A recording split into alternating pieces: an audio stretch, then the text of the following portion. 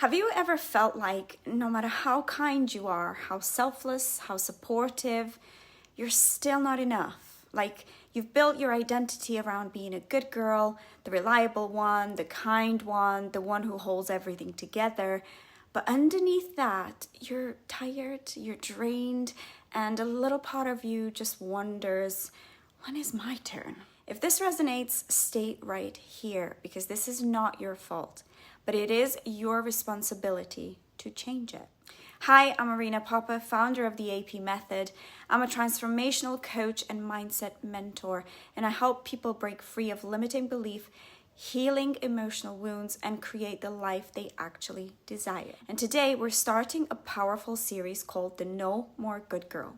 And I'm going to walk you through exactly how this pattern got wired into you, what it cost you, and more importantly, how you begin to break it. Now, let's go way back because this good girl stuff didn't start with you. And I think one of the most healing things we can do is understand why we became this way. So many women have been taught to survive by being agreeable, by being kind, by being quiet, by taking care of everyone else before themselves. But where did that come from? Now, historically, women were seen as property. Our value was measured by how obedient we were. In ancient Rome, a woman needed permission from her father or husband to make legal decisions. In Victorian England, women were praised for being fragile, submissive, and self-sacrificing. Now, even in more modern times, 1950s housewives were sold the dream of perfection. Dinner on the table, kids spotless, no complaints, and definitely no desires of your own. But here's the thing. That conditioning didn't just disappear. It just evolved. It got quieter, but in some ways deeper. And we may not be in corsets anymore, but we're still contorting ourselves. So let's talk about the modern version of this. Saying yes when you want to say no, apologizing when you haven't done anything wrong, being afraid to take up space or speak too confidently, feeling guilty for resting, caring more about being liked than about being respected. Now, does that sound familiar to you?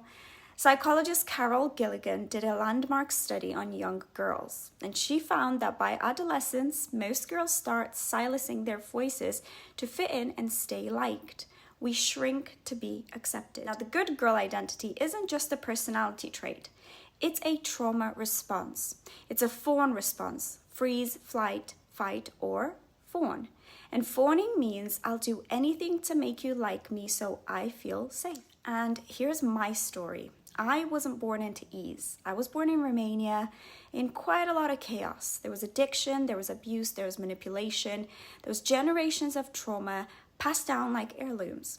My father wasn't around. My mother was banished when she had me. I was raised in an environment where children had to grow up fast, and being the good girl was the only way to stay safe. So I learned to take care and kind of manage everybody else's feelings and read their emotions, if you like, before I even understood my own needs, because I was trying to protect myself by kind of feeding, seeing what's going on around me and staying safe. And for a long time, it really worked. I was praised for being helpful, mature, polite, quiet, not asking for too much. But underneath, I was exhausted. And eventually, it all started to crack. Now, that's when the real work began for me. So let's talk about the hidden cost of being good. What does it cost you to be the good girl? Emotionally, it costs you your authenticity. You don't say what you feel. You don't ask for what you want. You start living someone else's life instead of your own.